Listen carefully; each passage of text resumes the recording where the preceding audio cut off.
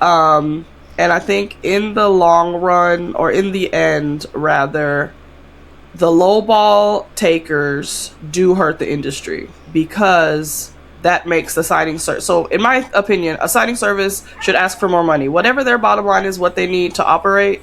Say if they need to make $50 per signing, they need to up that fee that they're getting from the people that hire them, so that what we get paid is worth our money. And I feel like if everybody sat down and really crunched the numbers from your page per page count, how much money you're spending per page from toner to paper, if you're getting it at Sam's Club for $40 a case, or if you're buying one ream of paper for $10 at Walmart, that's a big difference. You know what I mean? Mm-hmm. So if everybody actually crunched their numbers and sat down, I think a lot of people that are taking the lowball offers would be surprised on what their profit actually is. Welcome to Beyond the Stamp Unfiltered, for notaries, for opinions, and the real tea. This is Beyond the Stamp Unfiltered. Welcome to Beyond the Stamp Unfiltered. And just to let you know, the truth does not need a filter. Period. Where the stamp ends and the real talk begins. Who's ready for this notary tea?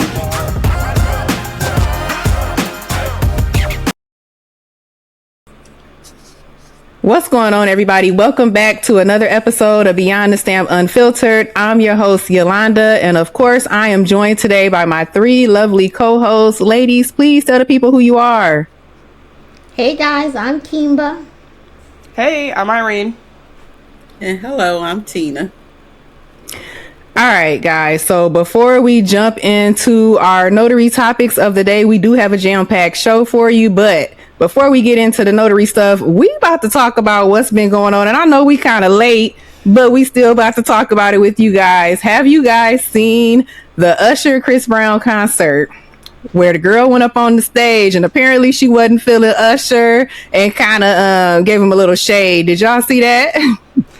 Sure did. Yes. What do y'all think about that?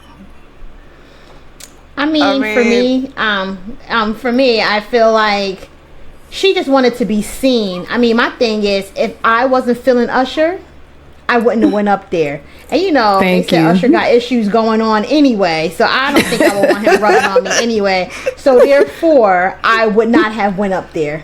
But that's just me.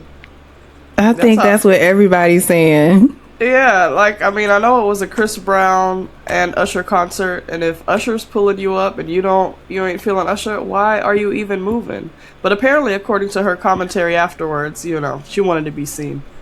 Pretty girl problems. Because she said she the prettiest girl in the world, I guess. And everybody else just hating on her, and we probably hating on her too now, according to her mathematics, I guess. But yeah, everybody hating on her, and we just mad because we basic and we get happy over anything. But that was nothing to her. She was really only there for Chris Brown. But honey, Chris Brown ain't the one who told you to come up on the stage. So that part. Anyway, but then did y'all see the other video where there was another girl? I don't know if she got as much controversy about her, but she was the total opposite, because honey, she didn't care about no issues Usher might have had it going on. Did y'all see her? She must not have a husband or boyfriend, because that would have made the news too, because she was so unready. That was her man. Yeah. She claimed him. But my thing is this: what is the wife saying? And I know it's a show, I get it, but the way she was winding and grinding and putting it down, I just said to myself, damn. I feel like it was a couple moments where obviously it's a show, so he can't just push her off, because that's embarrassing and stuff and everybody watching. But it was moments when he kept doing her hair. I feel like he was trying to pull her back, all right, trying to get up and stuff, but he was still trying to be in the show, looking into the camera and y'all see this? Yes, exactly. So I feel like he had to kind of go with it too, but at the same time, as far as his wife, that's a different tax bracket for us. Because if you in them tax brackets, you probably gonna be putting up with a lot of different little things. So I can't speak for that tax bracket. But that's kind of a typical Usher show. He done got plenty of women, including Keke Palmer, in trouble before. So that's what you should expect from Usher. So if he pull you up on the stage, you got to be ready. Oh yeah.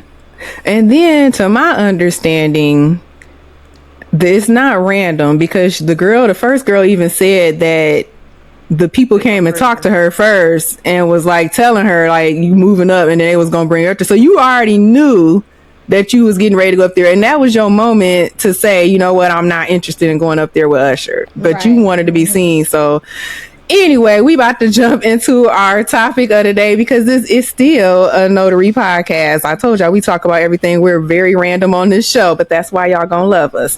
So on today's topic, our main topic is loan signings. What's all the fuss about?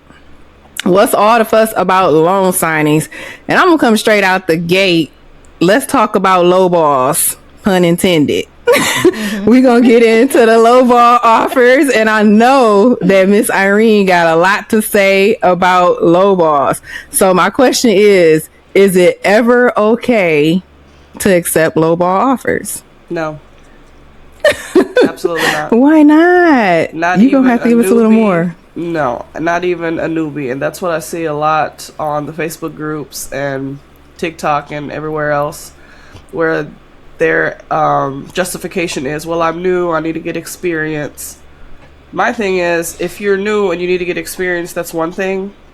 But if you accept a 200-page refinance for $65 with an hour round-trip drive, they're going to expect you to do that the next time they send you an order. So for me, I've been in loan signings going on 2 years, and my very first order, I don't remember exactly the dollar amount, but probably all in all with the travel, I was probably maybe breaking even. But after that, pretty much every order I'm countering, just because 99.9% of the orders that come my way are not, sufficient in terms of the fee versus my travel, because I am kind of rural.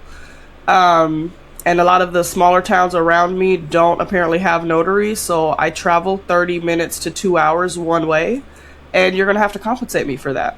So when you send me a refinance that's, 150 pages and I got to drive 2 hours round trip, you're going to pay me $200 at least. And that's just my take on it. New or not new, seasoned or unseasoned, know your worth is what I'm saying. Okay. So I asked you if it was ever okay. And I get what you said. So in a situation where it's not 200 pages and you're not driving like that, and they offer, is it even considered a lowball at that point? Let's say you got a 15-minute drive, you have to print less than 100 pages, and they offer you $65. Is that considered a lowball? Yes. And you're basically saying that's a lowball and they shouldn't take that. Yeah. For me, I'm not. So I'm not telling you what what you need to take. But for me, in my town, if I'm traveling inside my county for a refi, regardless of page count, my minimum is 125 to even open up my door. So you're saying refi period. It doesn't matter the page count. It's just the fact that it's a refi. Yeah, because usually the page count is between 100 and 200 pages. A Rocket's going to be around 100. Some of the other lenders is going to be closer to 200. But in my county, I'm going to do it for 125. Kimba, what you think? Now, my thing is, what is lowball offer? What is lowball? Irene just told you 15 minutes, less than $165 is lowball. Well, I agree. For me, the lowest I would take is 100, depending on where I'm going. I'm rural, but not like Irene. Okay, and it depends on how many pages. So I agree with that portion. I've taken signings from some other companies that the refis are small, and it's like maybe a 15-minute drive, and I'll do that. For me, I will not for 100. Right, I will not leave my house for any type of loan documents. My opinion is $100. I'm not cranking up my car, printing no documents for anything less than $100 for any type of loan signing document. Now, I have with say like a HELOC or like a HELOC or just a HELOC. Loan mod, that's what I'm looking for. Yes. I have did like $75, but again, it'll have to be close to me. Tina, you have anything to add? Pretty much the same. My In order for me to leave for a loan signing, it is at least $100. But I'm just a numbers person. So even for a general notary work, I charge if it's 10 miles or less, it's $25. So if you only offer me 65, that don't even include scanning because I have a scanning fee, I have a printing fee. If it's general notary work, all of those things add up to that 65. Plus ink is expensive, so it has to make sense. And so it has to be somewhat beneficial to me. So I agree with the rest of the ladies. All right. And for me, I only do seller's packets under $100.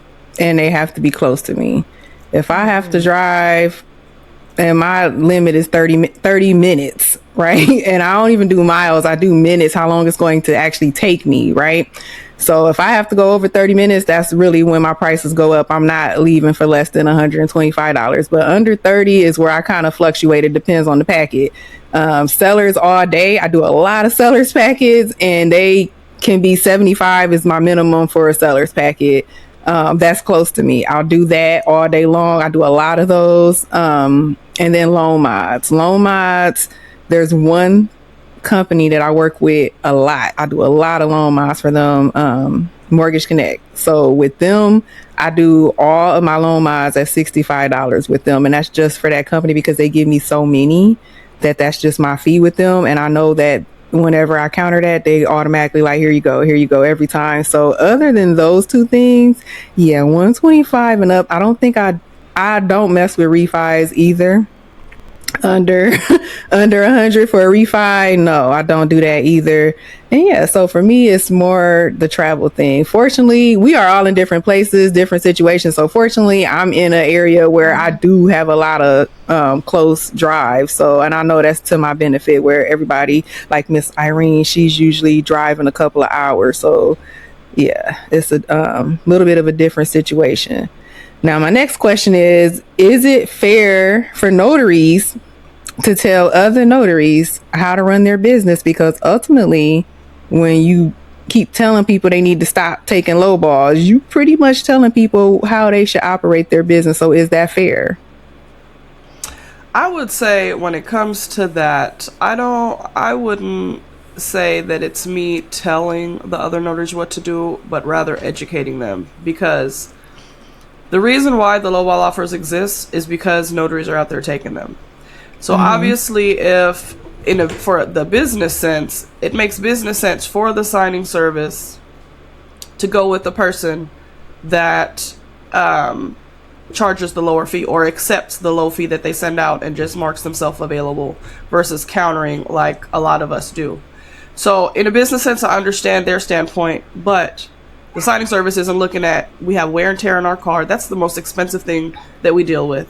Because when my car goes out, I can't work. Last February, my car was out 1 week for brakes and 1 week for, it was in the shop. It was in a wreck. So that whole week, I couldn't work. So the whole week, I wasn't making any money. So if my car goes out, who's buying me a new car? You know what I mean? So the biggest expense we have is our car. The smallest expense is probably the paper per page count as far as the cost goes. It's pennies.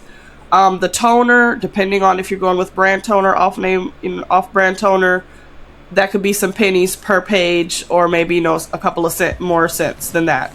But when it comes to the biggest expense of my car and the miles that I put on it, the oil changes, all the things, you taking a $45, $65 refinance that's going to take you an hour one way is just not making sense. At that point, you're paying the signing service to employ you.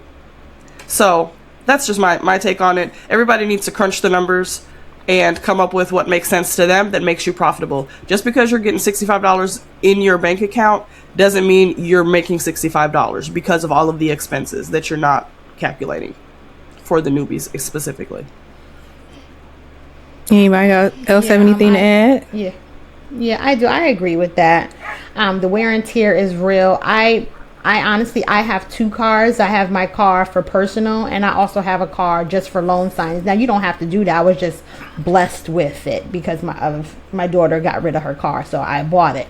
So that's why I keep my one car just for that, for the wear and tear. But you definitely have to keep up on your car. And I try not to drive too far because it can be a lot and you'll be doing yourself a disservice, to be honest. And then you might need that money anyway, and it's still going to take you a long time to even get paid. So yeah, just be careful of what you're doing, but don't let nobody tell you how to run your business. But if you put your business out there, that you always taking lowball offers, that's a you thing. It's not a us thing, but that's your business and you mind your business, and I'm going to mind my business. You got anything to add, Tina? No, I disagree with the other ladies pretty much. All right. So the question was, is it fair to tell people or other notaries how to run their business? Because at the end of the day, when you are talking about pricing and telling people what they should and should not accept, that's kind of telling people how to run their business. Ms. Irene said that it is not really telling them, it's educating.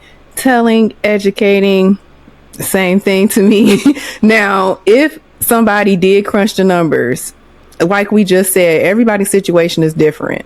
We are all in different places, volume, all that stuff can be different. If it makes sense to somebody in their business, and I'm not talking about the little $40, I mean, but if a $60, $70 makes sense to them, I'm gonna just say anything under 100, if it makes sense to them, who are we to tell somebody that they are hurting the entire business and now nobody's ever going to accept our counters because of you? That's how I feel about it, especially again, because I know my situation is different, but I do get a lot of offers over $100, and I'm not even talking counter. I'm talking about, I am blessed to work with a lot of signing services in this area that will send you jobs all day long, starting at $125.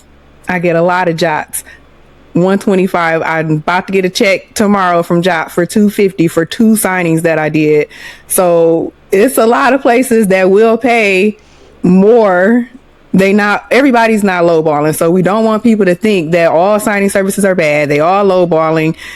Unfortunately, you may be in an area where you don't have a lot of work for some of the better paying signing services, so there's a lot to consider, is my point. So to just make a blanket statement and say that nobody should be doing this or nobody should be doing that, I feel like you got to kind of be careful with that. But also I want to say, ultimately, who is right though? Or is it a right or wrong thing? Is it the people who are saying y'all need to just stop, y'all messing it up for everybody else? Are they right? Or the people who say it's my business, do what y'all want, I'm gonna do what I want? Are they right? Who's right? Is it a right or wrong thing? I think that your work ethic should speak for it. So if you are working with signing services and you don't have any errors, you are on it, then that's how they should pay you. So that's how I look at it. You can't speak for everybody else. Right. I agree with that. I mean, with some signing services, you get marked preferred depending on your history with how you've done work for them in the past. I'm marked preferred with quite a few. And one of them usually take my counters as well due to my high travel distance that I have to go to even get to some of these. And Jot, for instance, I think I've done 5 Jot since I signed up with them, which was about a year ago. So Jot is just not that heavy. Like, I don't even get the notifications to counter on. So they don't have a high volume in my area. And the other one is also BankServe. I hardly ever do any of those. And though Jot and BankServe are like the 2 top, ones that you want to get on with because they pay better in terms of time, in terms of their net terms, versus some of the 30, 60, and 90-day net signing services. So all of that to me plays a role. And And I think in the long run, or in the end, rather, the lowball takers do hurt the industry because that makes the signing service. So, in my opinion, a signing service should ask for more money. Whatever their bottom line is, what they need to operate. Say if they need to make $50 per signing, they need to up that fee that they're getting from the people that hire them, so that what we get paid is worth our money. And I feel like if everybody sat down and really crunched the numbers from your page per page count, how much money you're spending per page from toner to paper, if you're getting it at Sam's Club for $40 a case, or if you're buying one ream of paper for $10 at Walmart, that's a big difference. You know what I mean? Mm-hmm. So if everybody actually crunched their numbers and sat down, I think a lot of people that are taking the lowball offers would be surprised on what their profit actually is. I agree with that. I don't think a lot of people in general, especially if they're new business owners, take the time to actually crunch the numbers. You also have to keep in mind, there's a lot of young people, 20-year-olds that are getting into this, and just with life experience in general, you know, they still got a lot of learning to do. So to them, like you said, just because you get $65 in your pocket today, you not considering your gas, your wear and tear, like you're not considering all that. All you're thinking is, I got $65. And that also made me just think about the fact, taxes, right? Because a lot of this money, you receiving your money tax free up front, but you got to pay taxes on the end. So that's something else you have to consider as well. Especially this is a cash business. A lot of times when it comes to general notary work, people are handing you cash. So all of that stuff you have to take into consideration in this business.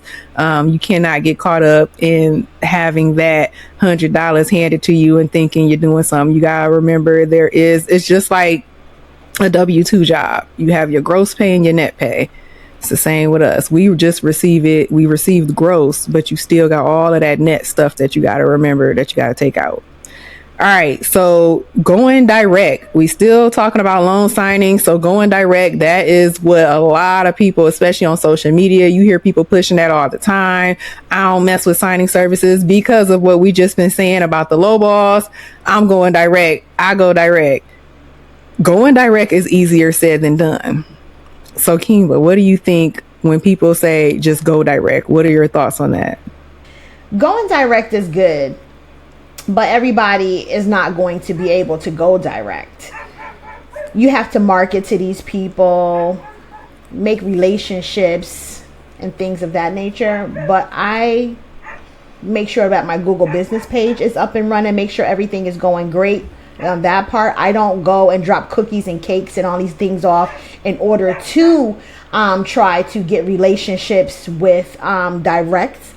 And I think that from what I understand is that you're really not supposed to be dropping cookies and cakes and muffins and gifts off, because it's kind of against the law. It's like a shady area. So I'm not doing all that. Right. I'm going to let my Google business page speak for itself. I can send postcards and all these different things. But I am mostly a loan signing girl. And if somebody reaches out to me, I'm going to jump on it. And Tina, do you have a lot? I know you don't really do, as you said, I don't even know. Did you say that you do loan signings yet, or you haven't really started doing them? Yeah, I do loan signings. Yes. All right. So what do you feel about going direct marketing? I mean, I feel like it is a good idea, but for someone like me, like originally when I first got into loan signing, I was working 5 to 6 days a week, so it was hard for me to market. So I went ahead and changed my job. So luckily I work in healthcare. So right now I pretty much work 14 to 16-hour shifts in order for me to start marketing on some of those off days. So of course you're going to get better pay with direct and get paid more money essentially, but I honestly prefer the signing services for right now for me, because I'm not able to get out and market like I should. I just like getting those text messages and getting some of those that's getting picked for that signing service to do those loan documents. And I feel like because all the ones I've done, they reach out to you anyway. You kind of form a little bit of a relationship. So I am trying to be a preferred notary in my area with some of those title companies. Okay. Miss Irene, what do you have to add? My thing is, signing services are a good start to get your experience because the volume is there a lot of times, depending on the signing service.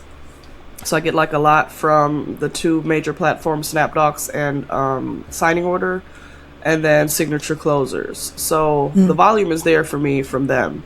But in order for me to be successful in going direct, I would have to have title companies here that have the need for a traveling notary, because most of them here have, their in-house closers that close their deals. So I have a relationship with a title company that's a couple hours away that has had some closings here in my town that I've did for them, and even out of town from here, but not in the town that they're located in, which is Little Rock.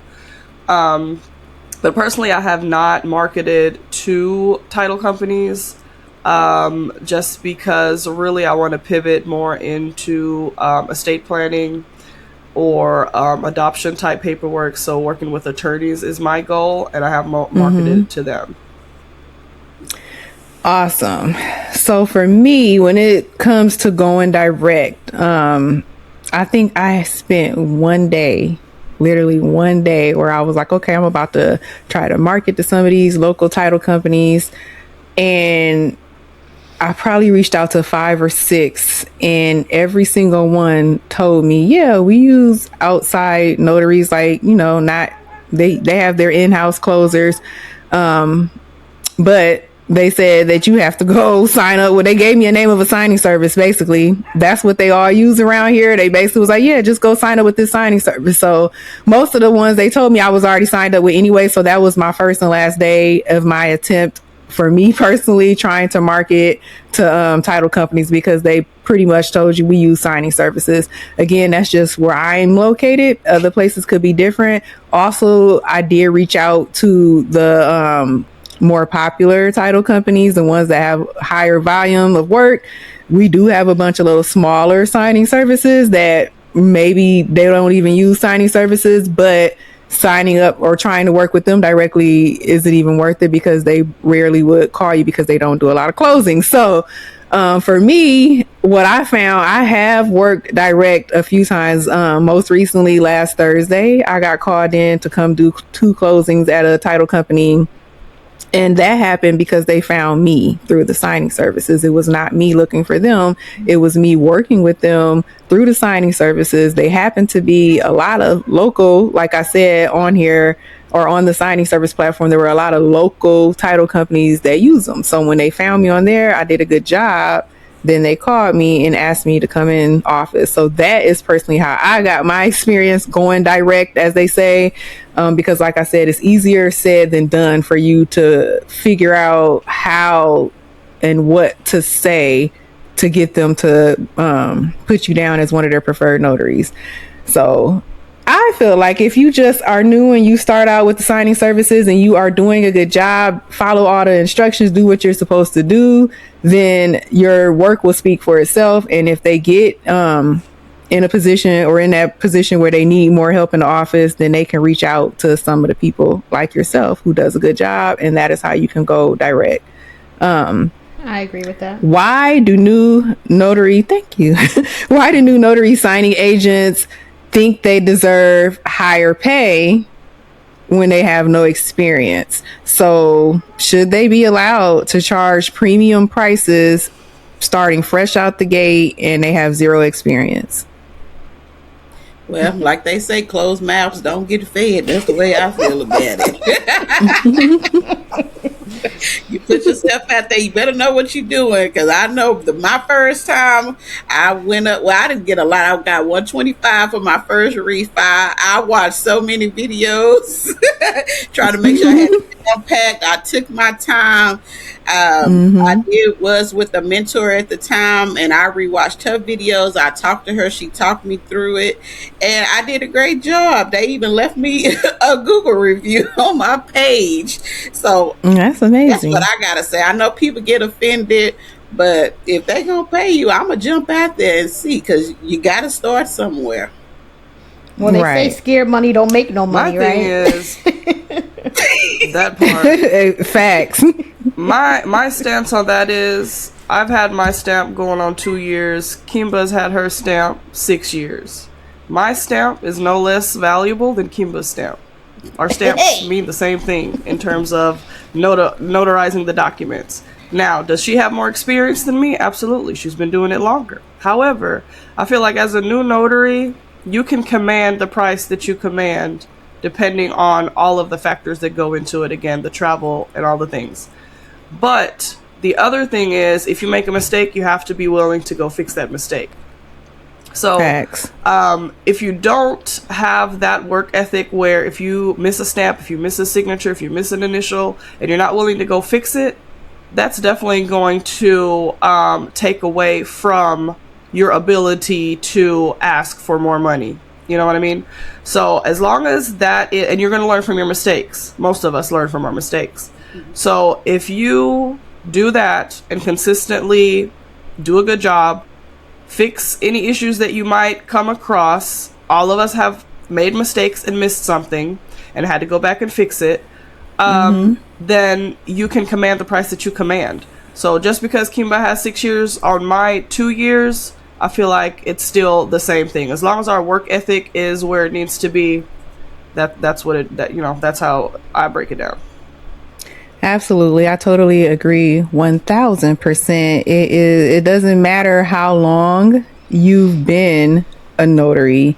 It's what you do, right? Your skills, your work ethic, all of those things, accountability, caring about what you're doing and not just caring about that paycheck. So those are all the things that actually make a great notary. Because I said this before in one of our previous episodes, being a notary is not hard. It is not a hard job. Does not take rocket science, contrary to what a lot of big dogs want you to think out there, that this is just we got our masters in notary or whatever they want you to feel. It is not a hard job at all. So if you take the time to learn how to fill out your certificates, learn your state laws, and you go do what you have to do and be professional, then you should be able to charge whatever you feel like you deserve. That's my opinion on it.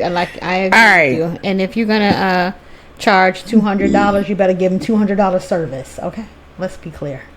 Thank you. Yeah, because it's sad to say a lot of people are doing that and they're not. They charging those prices because they see people on social media saying that you should be making $150, $200. So okay, I'm charging that too. But then they go out there and do a half-assed job, make mistakes, and then want you to pay them more money to go back and fix it. Because they chasing the money and they don't care about the client. At the end of the day, when you are a business owner, you have to have value for customer service, period. These client signers, these are your customers, and you are a business, so you have to have good customer service. If you want your business to be around for a long time, longevity, people will tear you up on Google all day long if you do not care about your customers at the end of the day. Yes, we got bills to pay, we want to make money, but your bottom line has to be, I'm trying to help you get to your goal. You trying to buy this house, you trying to do whatever it is you're trying to do. My job is to make sure that I am not the cause of messing that up. Yeah. And then let me just, anybody else got anything to add? Yeah, I just want to take a quick hard left a little bit. If you are charging big money, just make sure you showing up at the client's house and everything looking like something. You know what I'm saying? Don't go there looking crazy. Thank you. Make sure your hair is done. Even if you have a polo shirt with your logo on, don't go there looking wrinkled, smelling like you ain't got no home. You know what I'm saying? Because, even though we ask for Google reviews, I hope they know that the signing service also acts sometimes behind the scenes. How did they look? Were they presentable? Were they nice? Whatever the case may be. So look like you got some sense. Have some pride in yourself. Listen, on that part, I wish they would ask us sometimes, because some of the situations I've been in, after I left, I thought I didn't take a bath because goodness, the smells I had to smell in that house. Yeah. Yeah. That's another show. People ask all the time, because we do, I would say probably like 98% of the time we are going into people's homes as signing agents. So people ask all the time, is that safe? Is it safe? Like, do you feel comfortable? I don't ever think I feared my safety, but was I uncomfortable? Absolutely, several times, because like you said, the smells, the hoarder situations, Animals. yes, animals, the ones that they let climb all over you.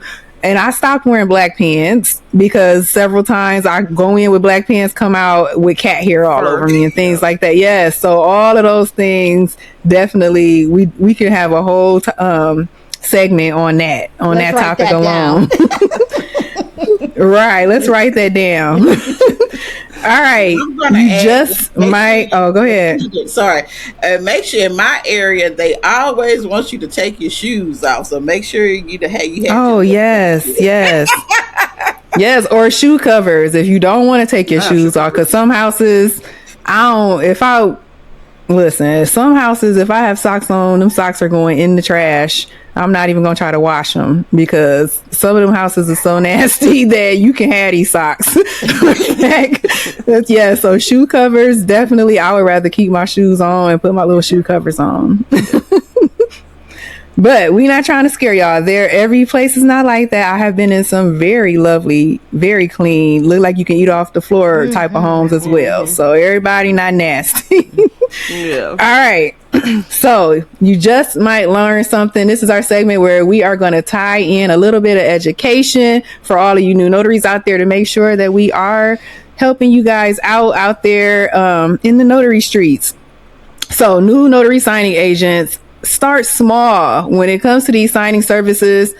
Make sure you understand the different types of loan signing packets. And I'm only speaking residential right now. We're not even going to get into commercial because most of what you see is going to be residential. Starting out with these signing services, start with smaller packets, which means you have to know which packets are small and which ones are probably larger. Who wants to tell the new people some of the smaller packet types out there that they should probably try to go for starting out? Loan mods and HELOCs are going to be your two smallest. And then depending on the lender, you can get some smaller refis. Rocket Mortgage is my number one favorite lender. And their couple signing, one borrower is about 125 pages. So those are my favorites. I heard you say sellers, Tina. That's my go-to. To be honest, actually at the end of this month, I will be a loan signing agent for a year. Well, if it's a seller I'm on and I'm trying to get those seller packages, I don't mess with the buyer packages, but I have been getting more education on that. So I need to have a leap of faith and put myself in other packages. But I've done loan mods too, so I love those as well. Yeah, I love a good sellers. I get a lot of sellers. I don't know if it's this area, maybe, but I do a lot of sellers pack. Yes, I do a lot of sellers packets. I think I do more sellers than anything. My favorite package here. Go ahead, Kimba. Yeah, my favorite package here where I work with a signing service, which is a friend of mine's, and she sends me a whole bunch of hybrids. Now them hybrids, hunty, let me tell you something. I love them. I mean, it's probably like 30 pages, and I just have to notarize the mortgage document and the occupancy, the signature affidavit, but then everything else they do on my iPad. They just go through and they sign like that. So, and that's through, I think it's Rocket Closers or something like that, or Clear Close or something like that. So, all right. So I think we have said that sellers, loan mods, and some HELOCs, y'all want to look for those as a new notary starting out on those signing service platforms. Some that you may definitely want to stay away from starting out. I mean, buyer, seller, like a full buyer seller. That means when you have both the buyer and the seller there. a full refi. They have full refis. There's also like a hybrid refi. The full refi means everything is going to be signed at the table. So those are typically larger, a lot of paperwork for somebody that has never done this. It can be intimidating, so you probably want to stay away from those. And a reverse mortgage, I to this day still have not done a reverse. Have been asked several times. I don't care how much money you give me, I'm not doing one. I can't say I never will, but at this point, I have no desire to mess. Yeah, for me right now, I don't even care. I just don't want to do one yet. I do not want to mess with one. And Kiba, you about to say something. So whatever you about to say, I want you to also add in what a new person can expect from a reverse mortgage. Okay, so I've done a reverse mortgage one time. It's at least minimum 200 to 250 documents, pages. And you have to print 2 sets. Let's be clear. And do not do back and front on them, because if the client makes a mistake, okay, you're going to be out of luck. And the other thing is, you definitely have to pack your patience, because reverse mortgages are usually with the elderly, and it takes a long time. Sometimes they can't hear, sometimes they can't, their penmanship, they're having, where do I need to sign? You got to keep pointing where to sign. So that is a heavy closing. Another signing that can take a long time too is a refi, but it's called a SEMA refi, and that one is a long one as well. So pack your patience. Yes, and one thing I want to add to what you just said about the elderly, there are some ink pens available on Amazon that you can get. They're fatter, so a lot of them have a hard time writing if you bring the little skinny pens, because they have arthritis and things like that. So that's something as a little side note that you might want to look into. I don't even know, Irene, do you know what those ink pens are called? Are they like, I don't know the name of them off the top, but yeah, I don't remember the name. I just know they the fat pens. If you probably look up like maybe arthritis pens or something, it might come up. Yeah, but that's just a little side note. All right, so newbies, we gonna walk y'all through what should actually happen at the signing table. I don't know which one of y'all want to volunteer to walk them through what to expect at the signing table, or what their role is, what they should do.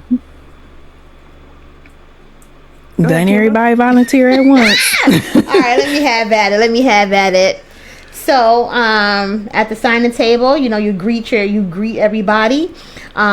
First of all, I want to check everybody's ID, make sure everybody's mind is in order, they know what they're signing. I give them the oath, and I let them know everything that they're signing, that I have copies.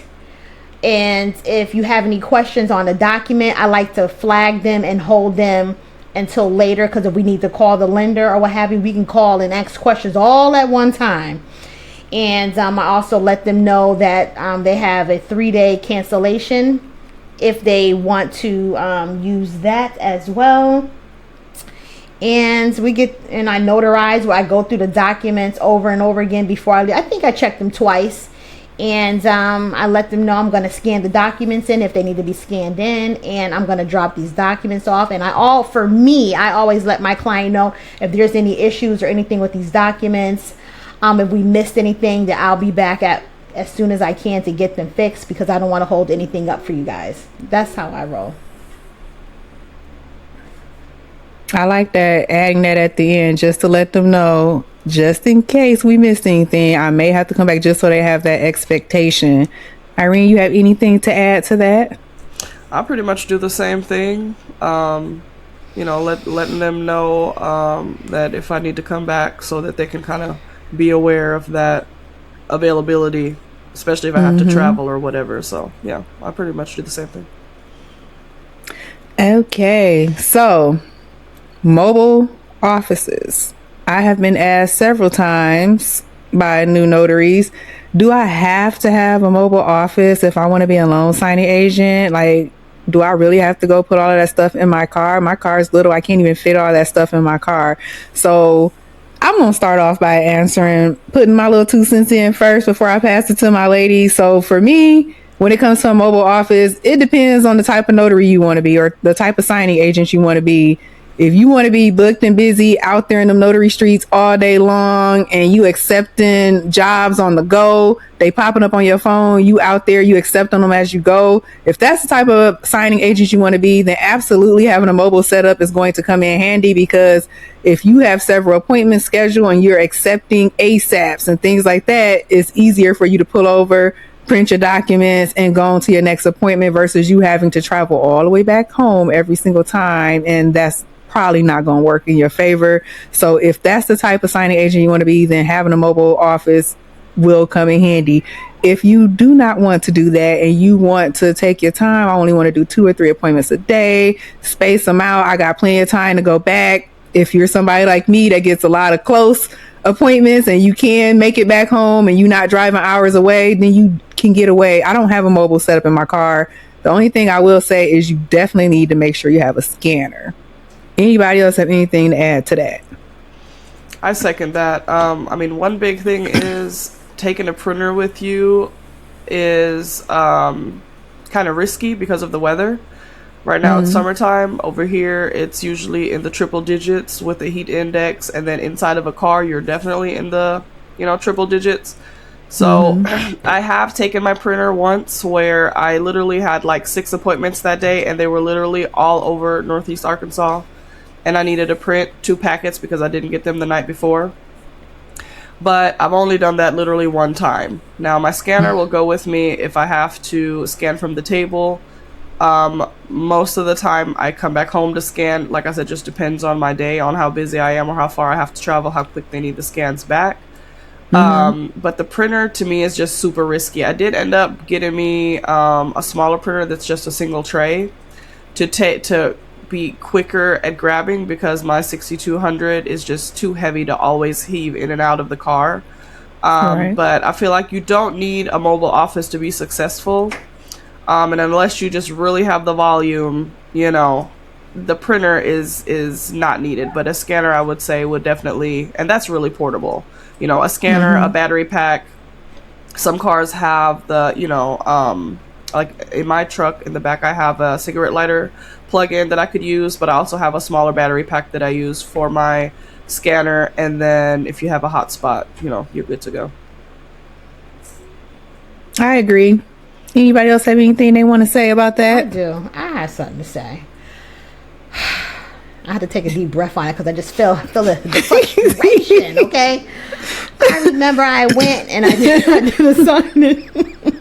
I did a signing and the client messed up. And then by them messing up, and it threw me off. It was like an intense kind of signing because the client wasn't very friendly. So I ain't gonna even lie, I tore that whole document up. Like, it was not a good look. And I understand that they have copies, right? But then I called the sign-in service and explained to them what happened. They didn't want me to use their copies, and I'm just like, it didn't make any sense because I could have mailed them their copies. Long story short, I was frustrated because it was an hour away and I don't have a copier. I mean, my printer in my car. And I was just like, Lord knows, if I had a printer in my car, this will cut down so much rigmarole that I had to go through. And do not stop at nobody's Staples or Office Max or whatever, because that is sensitive documents. But honey, I was so library because I was so tempted because I was frustrated. But I had to go all the way home and go all the way back. And the reason why it was such urgency was because they were going out of town. And, when you sign up for this, again, if you are doing signing that ties back into before, if you're getting paid $120, $150, you still have to give that great service, even if you are taking the hit. I agree. Definitely reminds me of a situation I was in where it was a very small, again, seller's packet, but it was a document in there for the bank information. And the lady was doing something with a trust, like she was transferring money around with a trust that was paying for something. I don't know. But she had a financial advisor involved. And the financial advisor was supposed to give her the account numbers that she was supposed to use because it wasn't her regular bank account. So she didn't know the numbers. So we tried to call the financial advisor and she was at lunch. She was away from the office. So she didn't have the information. Now, this is a day that I had several other appointments scheduled. I don't have, and this is just going off of what you said about sometimes how you have to sacrifice yourself. So, and then I told her, you can just sign the documents, fill everything out. And then when you get the account number, you can call and give it to them and they can just add that later. She did not want to do that because she wanted to make sure that account number was on that paper when I left, because in her mind, if it's not there now, it's not going to happen. And this is my money and that's her right. So can't argue with them and go back and forth. I literally had to tell her, okay, well, since she says she's going to be about 20 minutes before she gets back to her office to give you that number, I'm going to go ahead and go to my next appointment, which was way on the other side of town. And then I will be back later. I had to tell the signing service what happened. I had to go all the way to this other appointment. And then I had to squeeze her back in, come all the way back to her house just to get that account number on that document. Again, that's the kind of stuff, the service you have to do and provide when you want to be a professional. And I can't make her do what I would have been easier for me. It was her right to do what she wanted to do in that situation. So that goes along with customer service. Those are like one-off situations, guys, though. So hopefully you won't have a lot of situations where you have to really go stretch yourself like that. All right, so the last thing I want to say to you newbies is follow all your notary instructions when it comes to loan signings, especially working with signing services. You will have a lot of instructions that are for the notary. You may have instructions from the lender. You may have instructions from title companies, from the signing service. They are all going to be in there and you need to follow them to a T. They are going to tell you things like what color ink that you should be using, whether or not you need to scan documents back. If you have to wait on approval before you can drop them, all of that stuff is going to be in those instructions, hopefully. So if you are not paying attention to your instructions and following what they ask you to do, it's not going to be a good look. So make sure that you always follow those instructions. Just take your time to read through your instructions before you start prepping your documents. And that is all we have. And you just might learn something. Do you ladies have anything else that you want to add? Yeah, for the newbies? It's okay. The only thing that I would add as go ahead. Oh, go ahead, Tina. The only thing I want to add as one of the newer notaries, especially to loan signing, I tend to give myself 2 to 3 hours before the appointment to make sure I get all my stuff ready. I remember once it was a paper that I've never done, and at the bottom it was just questionable what I was supposed to do. So I was able to reach out to the title company, ask my questions, see exactly what they wanted. And then, of course, we just enough time to prep your documents. Because my first signing, I kind of didn't give myself 3 hours and everything was in disarray. You guys might remember I couldn't even figure out my printer because I got my printer off of Marketplace. And I had a hard time that day. But you made it through it. And I got a Google review, so it was good.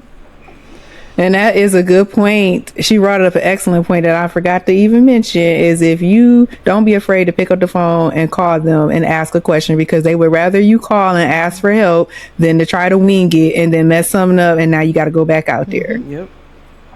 All right. Y'all know what that means. It's tea time. What you got for us, Tina? Time for the tea.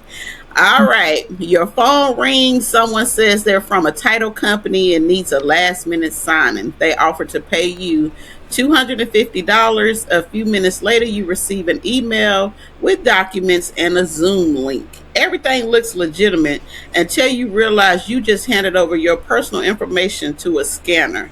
Would you have caught the red flags? Are notary scams becoming more sophisticated? And what can notaries do to protect themselves from losing money or having their personal information stolen? What do you think, ladies? You gotta have some common sense, for one. They're definitely becoming more sophisticated and have been amping up over recent weeks, I would say, with those Zoom links. So you just gotta have a little common sense. Apparently, a lot of people are falling for it. That's why it's still even going the same way, you know. The scammers get the older people with their bank account information or whatnot. So anytime there's a link involved, that should definitely be a red flag, for sure. We don't need to be on a Zoom call before we, do this notarization. I don't need to see the documents via a Zoom link. None of that. So whatever we need to discuss, we can discuss over the phone. We can discuss via email without any links attached. And then once we meet up, or if we meet up online via a Ron session, then that's what it is. But you just got to have a little common sense. And in pretty much every job that you have that has anything to do with you having an email, access to an email from your corporate job, they always tell you don't click on any links. So that's the main thing. Don't click on any links. Absolutely. I think Kiba had a situation that happened to her, so I think it's the perfect time for her to talk about that. So I don't know, has anybody seen the movie The Beekeeper? And that's what Felicia Rashad, and she let these people take over her computer. And then they took all her information, all her money. So I'm so visual, so this is what's in my mind, okay? So a client reached out to me. They asked me if I do real estate documents. They were looking for somebody to do a HELOC, and I said yes, I can help you with that. And I asked him, where does he want to meet? And I said, what town were you in? He was like, well, we can just meet at a local coffee shop. And I told him where we can meet at the local Starbucks, things of that nature. So we were all good. He said, can you please send me your email so I can send you the documents over? I said, no problem. I sent him the email address. And then he said, okay, now that I know this is you, he said, I'm going to send you over the documents. So here I go look at the documents, and the documents came to me as DocuSign. And I don't know, just something ramped up in me.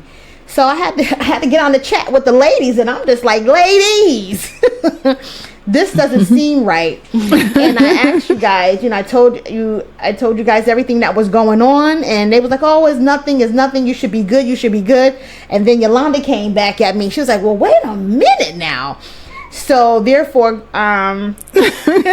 so they gave some good points, and Irene suggested that I asked him to send me the file, and he said that, oh, everything is good.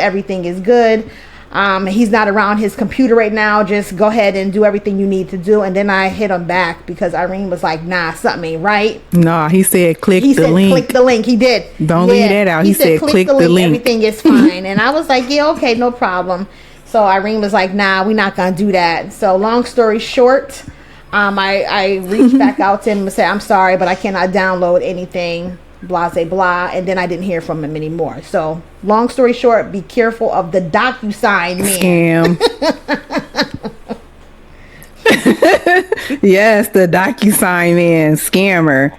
And the only thing I have to add is that don't be desperate for clients. I know if you're new and people reaching out and they making you feel like, oh, that's not how it works. That is not how it works. That is not how you should ever receive any work. So if you are new and people are reaching out to you that way, don't fall for it. That is one of the biggest things that they're doing is they're going after brand new notaries because they know that we are desperate for clients, and then a lot of them will fall for anything.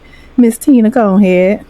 Well, I was going to say, because not only am I a notary, I am a wedding officiant, and I receive a lot of people that's trying to get me to click a Zoom link, and I have to tell them in a professional way, absolutely not. Not that everybody can afford it, but I do have a separate business phone, as well as I have a separate laptop that's dedicated only to notary, and it's none of my other personal information on there.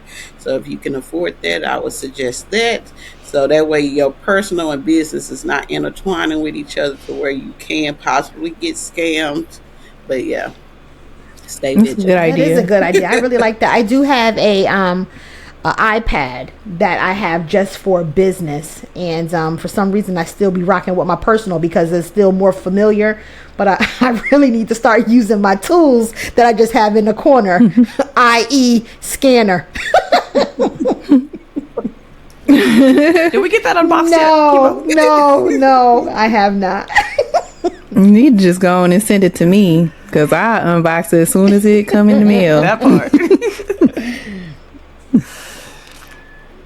All right, so scammers are always changing their tactics, but stay informed is one of the best ways to protect yourself. Share this episode with a fellow notary. You might help someone avoid becoming the next victim. And that's Yes, totally agree. Good tea. So we got a new segment for you guys, and it is called Red Flag of the Week. And on this segment, we gonna give y'all a red flag to look out for, and Miss Irene is gonna tell y'all about a situation that happened to her. So y'all gotta be careful out there, newbies. Yeah, so last week I got a signing that was originally scheduled for, I think, the 27th. It was a buyer seller. They actually called me directly. It never even came in as a notification on text or email. They called me and said, hey, this is what we got. What's your fee? I said $200. And they said, okay, let me see if I can get it approved. Called me back, got it approved. It was for a buyer seller at the bank. So the day came, the documents weren't ready. They ended up canceling the order. No big deal. Happens, sometimes. Not often, but sometimes.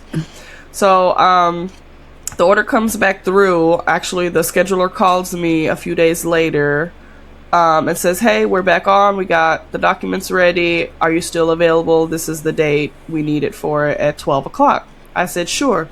She said, okay, I got you down for the buyer seller, 125 on such and such date at such and such time. Okay, I'll send it your way. Click. I said, wait a minute.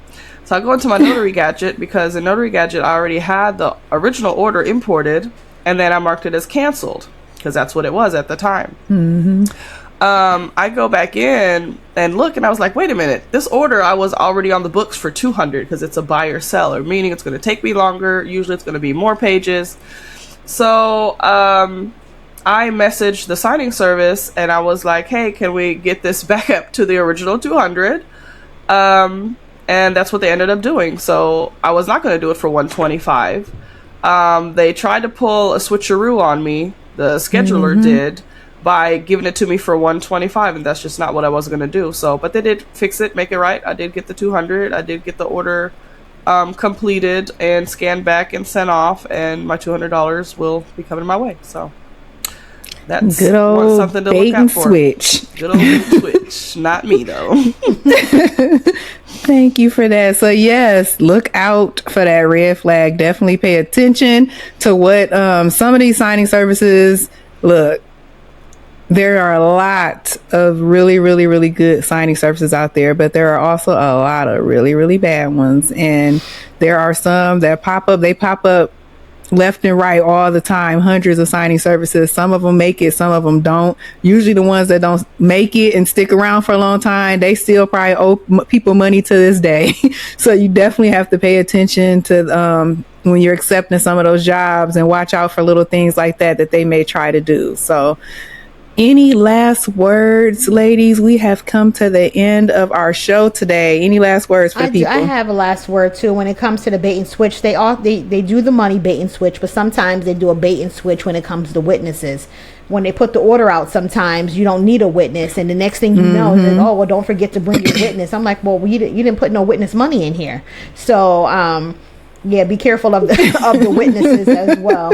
I'm a believer that I get sick of looking for witnesses, so I really don't I try not to take signings with witnesses unless it's estate planning, because I know that they'll pay, and then you have to find somebody and have them drive and whatever the case may be. But the bait and switch can also be witnesses. Oh, definitely agree with that. And it could Since be we're packages because I had one that they wanted me just to do trust, and so I gave them my fee. And luckily, it was via email as well. They sent me the email, and when I got there, it was a full estate pack. So I went ahead Ah, and sent yeah. them the original email, what the agreement was, and I let them know how much I charged for a full estate packet, and they did end up sending me the rest of the money. Yeah. Yeah, I was gonna piggyback off of that they'll also with loan signings it'll come in as like other or um I forget what some of the words that they use, and then you get there, the day comes where they send the documents and then you got 200 pages versus you thought you might only had 100 pages or 50 pages.